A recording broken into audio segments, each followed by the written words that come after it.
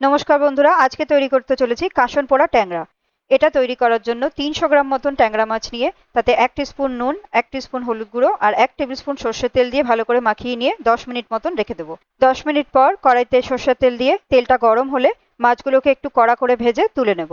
এরপর একটা বাটিতে 1 টিস্পুন জিরে গুঁড়ো, 1 টিস্পুন লাল লঙ্কার গুঁড়ো, 1 টিস্পুন হলুদ গুঁড়ো, 1 টিস্পুন নুন, 1 টিস্পুন চিনি আর সামান্য কিছুটা জল দিয়ে গুলে একটা বাটা মশলা তৈরি করে নেব। এবার মাছ ভাজার ওই তেলের মধ্যে দুটো মিডিয়াম সাইজের টুকরো করা আলু ভেজে তুলে নেব। ভাজার সময় 1 টিস্পুন মতন নুন দিয়ে দেবো। ওই তেলের মধ্যে আরো কিছুটা সর্ষের তেল অ্যাড করে দিয়ে কেটে রাখা বেগুনের টুকরোগুলোকেও সামান্য ভেজে তুলে নেব। কড়াইতে বেশ আরো কিছুটা সর্ষের তেল গরম করে নিয়ে তাতে ফোড়ন দিয়ে দেবো 1 টিস্পুন কালো জিরে আর দুটো চেরা কাঁচা লঙ্কা।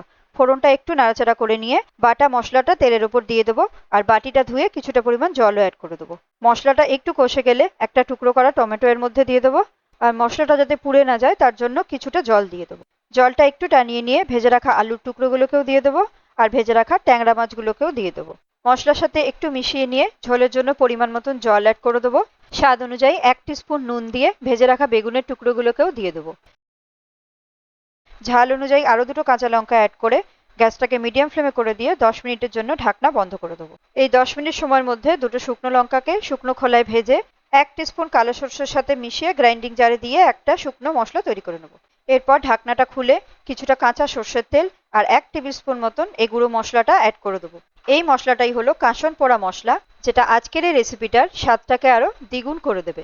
মশলাটা একটু নাড়াচাড়া করে নিয়ে কিছুটা কুচনো ধনেপাতা এর মধ্যে দিয়ে দেবো।